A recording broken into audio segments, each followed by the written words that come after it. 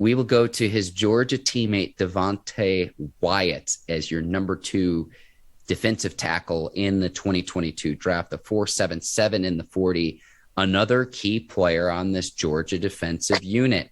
He had 12 tackles for a loss, 5 sacks during his 4-year career, put his best season together in the 2021 season, 27 quarterback pressure, 7 tackles for loss, 2.5 sacks, 2 forced fumbles. Also a former high school shot putter, great technique. And so Georgia used him all over in the 3 technique, in the 1 technique, handful of other spots. If I could ask the Georgia coaches one question, I would love to ask them how they decided to move their defensive players around from a scheme standpoint, because they had so much talent all across the board, Ike, not just with Jordan Davis, but with all these other teammates. Next episode, we're going to be talking about the linebackers, and Nakobe Dean was part of that unit. So I would love to just be able to talk scheme to say, how did you decide to line this player up here? Because they moved their defensive players all around the field. Devonte Wyatt was a part of that as well in the 2021 season. Just to the Georgia coaching staff, Mark, but the guys they had this year for Georgia's 2021 season, we could have coached that. I don't know if we would have put it. I love it. We would have gotten the playoffs for sure with all this talent. I mean, we're talking about a potential 5 guys coming off of defense who might go first round. Top 40 picks for sure from this Georgia defense. But Devonte Wyatt, man, for me, when I look at him, he's a true 4-3 scheme defensive guy. That's how I look at him.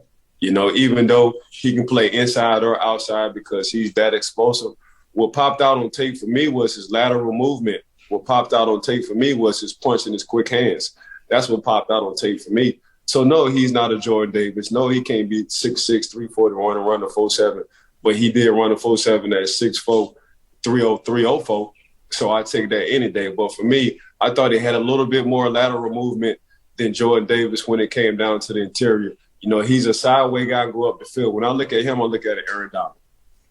That's exactly who I compare and who I look at. So a guy who can play defensive end, a guy who can play nose tackle when it comes down to that 4-3 defense. You put him in the 3-4 defense, I think he's going to catch hell. He's going to catch problems. You keep him in that 4-3 schemes, man, you got a defensive tackle like an Aaron Donald, a defensive lineman. I'm sorry. When guys can play multiple positions, they hate when I say D tackles. I mean a great defensive lineman, but in that 4-3 scheme. I hear what you're saying, Ike, and I love that you're showing love to the D line.